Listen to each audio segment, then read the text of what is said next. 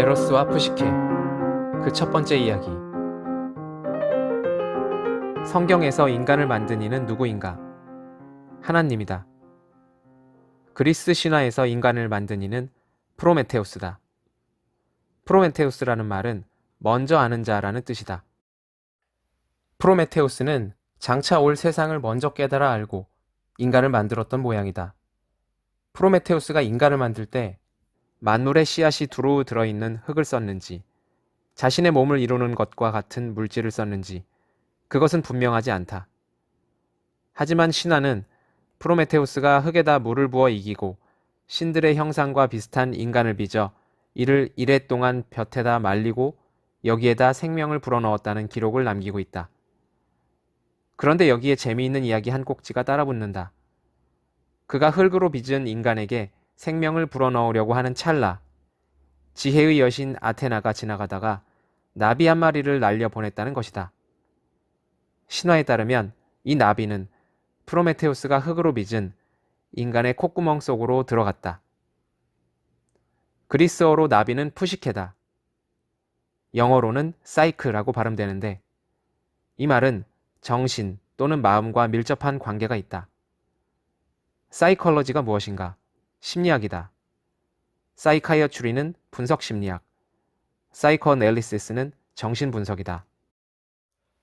이렇게 에로스는 사랑, 푸시케는 마음이라는 것을 염두에 두고 에로스와 푸시케의 이야기를 읽기 바란다. 옛날 어느 나라에 딸 셋을 둔 왕이 살고 있었다. 왕이 어질다는 소문과 딸들이 아름답다는 소문이 산을 넘고 바다를 건넜던 것을 보면 참 살기 좋은 나라였던 모양이다. 세 딸 중 마지와 둘째도 예사 미인이 아니었다. 그러나 셋째이자 막내인 푸시케는 이 세상의 가난한 언어로는 도무지 다 그려낼 수 없을 정도로 빼어나게 아름다웠다. 이 막내가 아름답다는 소문이 널리 퍼지자 먼 나라 가까운 나라를 불문하고 수많은 나라의 왕자들이 다 몰려와 막내의 아름다움을 한번 보고 가기를 소원했다. 왕자들뿐만이 아니었다. 그 나라 국민들에게도 막내 공주를 한 번만이라도 보는 것이 소원 중에서도 큰 소원이었다. 어렵게 막내 공주를 본 사람이면 누구나 최상급의 찬사를 공주에게 바쳤다. 공주가 받은 찬사는 사랑과 아름다움의 여신 아프로디테 아니고는 받아본 적이 없는 찬사였다. 사람들이 이렇듯 공주에게 정신이 팔려 있다 보니 신들이 살던 신전에도 발걸음이 뜸해질 수밖에 없었다. 아프로디테 신전을 찾는 사람도 현저하게 줄어들었다. 날이 감에 따라 신전 출입하는 사람이 줄어들다가 급기야는 제단조차 돌보는 이 없게 되어 향불은 꺼지고 제단에는 먼지가 쌓이기에 이르렀다. 신들은 최고의 경의와 최상급의 찬사는 신들에게나 바쳐져야 마땅하다고 생각한다. 그런데 그런 경의와 찬사가 때가 되면 죽고 죽으면 썩어야 할 팔자로 태어난 인간에게 겨누어지는 것을 보았으니 아름다움의 여신 아프로디테의 자존심이 얼마나 상했을까. 더욱이 아름답게로 말하자면 저 헤라와 아테나까지 이기고 미스 그리스에 뽑힌 적이 있는 아프로디테가 아니던가. 잠깐, 아프로디테가 미스 그리스에 뽑혔던 이야기를 하고 넘어가자. 영국의 작가 로즈마리 셔틀클리프의 트로이아의 목마에서 이 대목을 옮겨본다. 아득한 옛날, 사람이 신들과 어깨를 나란히 할 정도로 영웅스럽던 시절, 미르미돈 왕 펠레우스는 발이 아름다워서 은빛발이라는 별명으로 불리던 바다의 요정 테티스를 아내로 맞이하게 되었다. 이들의 혼인잔치에는 사람들은 물론이고 저 높은 올림포스 산의 신들도 초대되었다. 잔치가 한창 무르익어가던 참인데 그 잔치에 초대되지 않은 손님 하나가 불쑥 그 자리에 나타났다. 누구인가 하면 불화의 여신 에리스였다. 에리스가 초대되지 않은 것은 불화의 여신이라서 어디에서든 불화를 일으키기 때문이었다. 그런 에리스가 그 자리에 나타나 험상궂은 얼굴을 하고 자기가 당한 모욕을 복수하겠노라고 벼르는 것이었다. 그러나 복수하겠노라고 으름장을 놓은 에리스가 한 일은 겨우 잔치상을 향하여 황금사과 하나를 던진 것밖에 없었다. 따라서 별것 아닌 것 같기도 했다. 황금사과 하나를 던진 에리스는 손님들을 향해 날숨을 크게 한번 쉬고는 사라져버렸다. 에리스가 던진 사과는 과일 무더기와 포도주 잔 사이에 놓여 있었다. 손님 중 하나가 허리를 구부리고 그 사과를 집었다. 사과 한 귀퉁이에는 이런 글귀가 새겨져 있었다. 가장 아름다운 그리스 여신에게. 이렇게 되자 여신 중에서도 가장 고귀한 새 여신이 그 사과가 자기 것이라고 주장했다. 헤라 여신이 맨 먼저 이런 뜻을 내비쳤다. 나는 신들의 아버지, 제우스 신의 아내이자 모든 신의 왕후 되는 여신인 만큼 이 사과는 마땅히 내 것이 되어야 하지 않겠어요? 아테나 여신도 이런 뜻을 내비쳤다. 내가 지닌 지혜의 아름다움은 다른 모든 신이 지닌 지혜의 아름다움을 앞서는 것인 만큼 이 사과는 내 것이 되어야 하는 것이 아닐까요? 아프로디테도 가만히 있지 않았다. 아름다움의 여신 말고 누가 그 사과를 차지할 수 있겠어요? 새 여신은 입씨름을 벌였고 이 입씨름은 말싸움으로 발전했다. 말싸움은 시간이 흐를수록 치열해졌다. 새 여신은 거기에 모인 손님들에게 그 사과가 누구의 것이 되어야 마땅한지 심판해 줄 것을 요청했다. 그러나 손님들은 심판해 주기를 거절했다. 어느 여신을 편들어 주든 나머지 두 여신으로부터 원한을 살 가능성이 있기 때문이었다.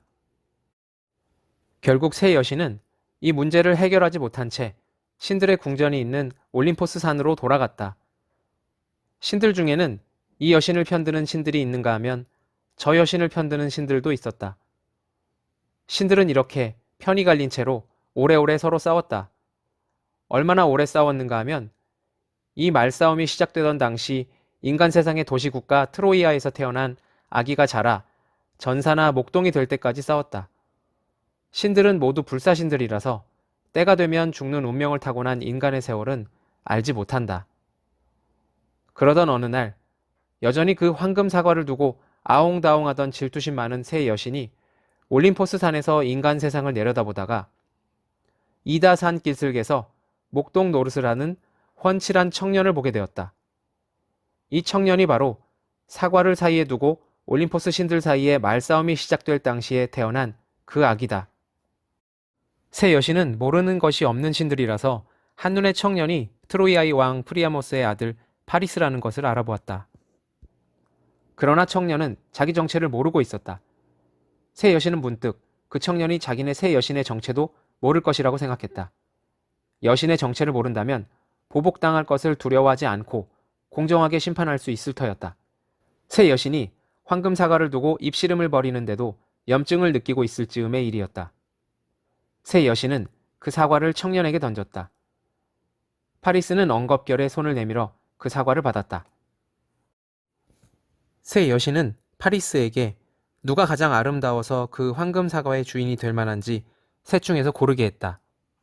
먼저 눈부신 갑옷을 차려입은 모습에 아테나 여신이 앞으로 나서서 칼날 같은 잿빛 눈으로 파리스를 바라보며 자기에게 그 황금 사과를 던져주면 어느 누구에게도 뒤지지 않을 지혜를 주겠노라고 약속했다.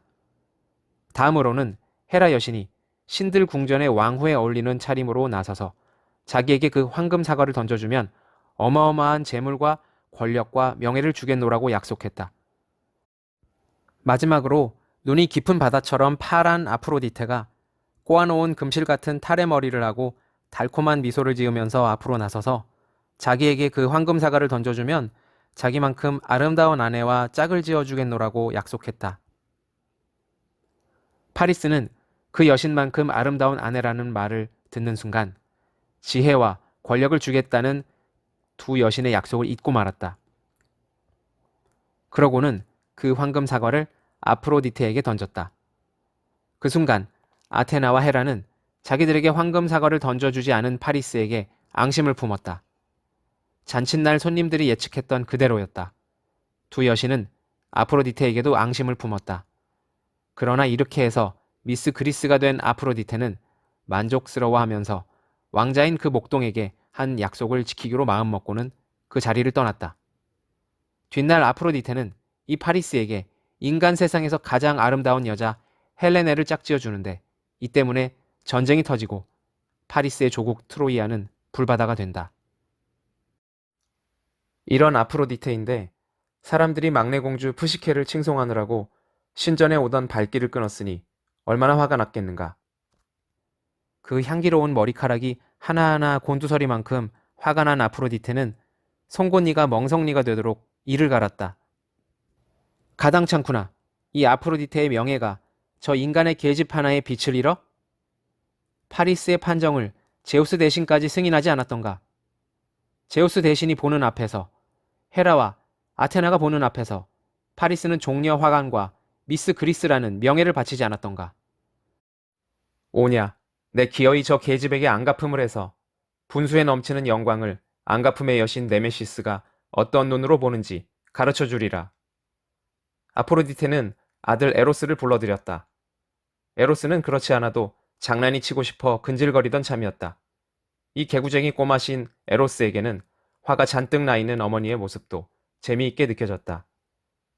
저기 저 계집을 좀 내려다보아라. 제 방에서 잠을 자고 있는 계집이 보이느냐? 푸시케라는 계집이 보이느냐? 아프로디테는 푸시케를 가리키며 아들에게 물었다. 푸시케라면 나비가 아닌가요? 나비를 보고 계집이라뇨. 에로스가 딴청을 부리자 아프로디테는 아들을 꾸짖었다. 잘 들어라. 저 계집아이는 분수에 맞지 않게 아름답다.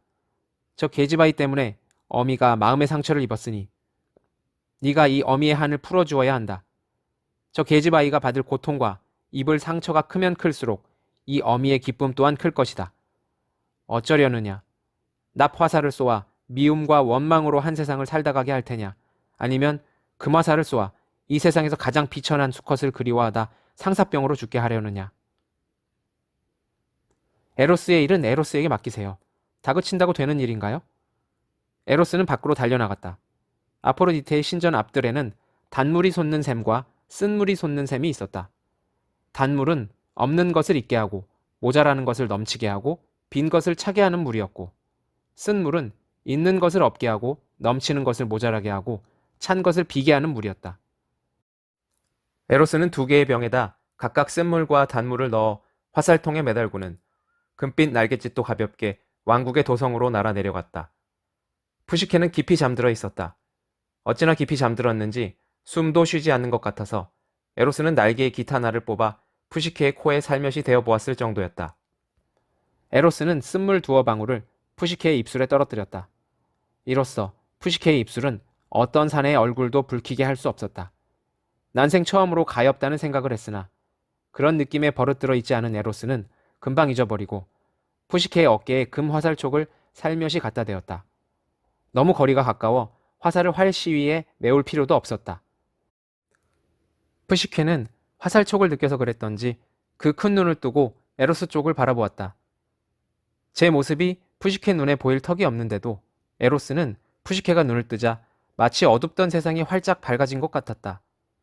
에로스는 한편으론 놀라고 또 한편으론 하도 황홀해서 무심결에 푸시케를 찌르지 못한 화살을 치운다는 것이 그만 자기 손을 찌르고 말았다.